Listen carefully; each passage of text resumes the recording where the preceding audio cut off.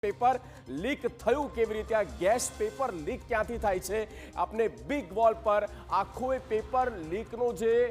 એ route છે તે પણ અમે આપને બતાવી રહ્યા છે। જુઓ, ભારતનો નકશો પણ આપણે દેખાય છે અને નીટ પેપર કેવી રીતે લીક થયું, જ્યાં ઘણા સમયથી વિદ્યાર્થીઓ પરીક્ષાની તૈયારીમાં હતા, મહેનત કરી રહ્યા હતા અને એક ઝાટકે જ્યારે આ પેપર લીક થાય છે, સમાચાર મળે છે અને પેપર લીક થાય છે સૌથી પહેલા નાસિકથી, અને નાસિકમાં પેપર લીક થયા બાદ તે અન્ય રાજ્યના કેટલાક શહેરો સુધી પહોંચે છે। સીકર, ત્યારબાદ ત્રીજા નંબર પર જયપુર છે, હરિયાણામાં પણ પેપર ત્યાંથી લીક થાય છે અને જમ્મુ કાશ્મીરથી લઈને કેરળ સુધી,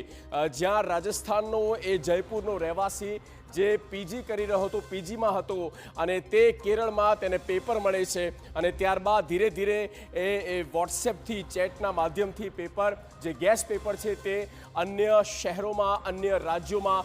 પહોંચે છે। એટલે કે ઉત્તરાખંડ હોય, હરિયાણા હોય, બિહાર હોય કે પછી આંધ્રપ્રદેશ હોય, આ તમામ જગ્યા પર આ નીટનું પેપર પહોંચે છે અને 120 કરતાં પણ વધારે માર્ક્સ, વધારે ક્વેશ્ચનવાળું, અને એ જ જ્યારે હુબહુ ઓરિજિનલ પેપરથી ભળતું આવ્યું અને ત્યારબાદ એ જે શંકા હતી તે વધારે એ બાજુ